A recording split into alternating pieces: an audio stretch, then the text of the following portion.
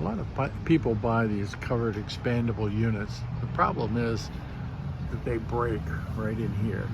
This is a weak point, so it breaks right there. So these two pieces come out and fall to the ground, and most people throw them away. But there is a simple fix. Let me show you what it is. Most people don't have the metal to put across here and span it. So what I did is I simply used wood.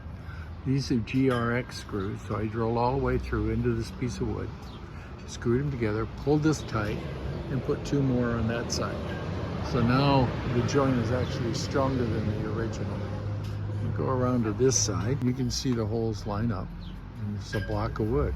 This one had 4 of these that were bad, and I replaced them all. It folds up still and can put it away, so it works pretty good, and it makes it so I can keep using it. If you look at the tent itself, it looks almost new.